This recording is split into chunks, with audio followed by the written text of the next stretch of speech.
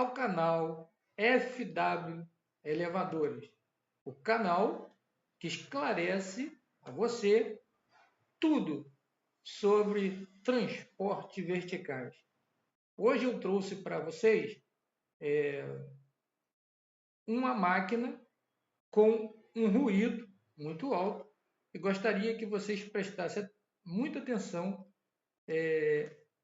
o que está acontecendo com esse motor, com essa máquina.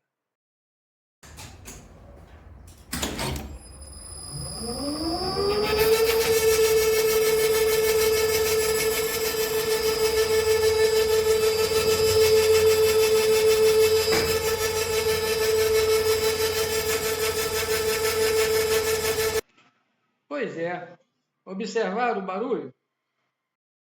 Sabe qual é a causa desse barulho? Foi uma simples falta de lubrificação. Ou seja, a manutenção preventiva é essencial para os equipamentos.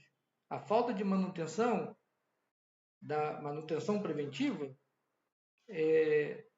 tornou necessário a realização de uma manutenção corretiva que é muito mais cara.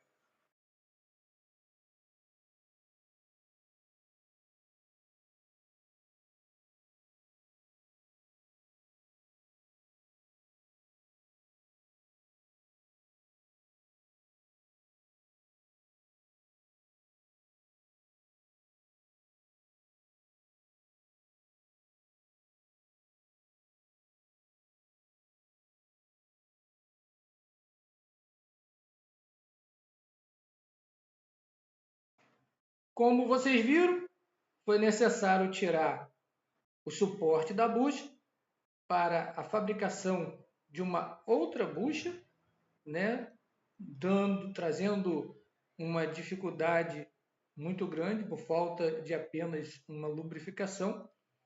E é isso que o canal FW Elevadores vem a trazer para vocês: conhecimento, esclarecimentos.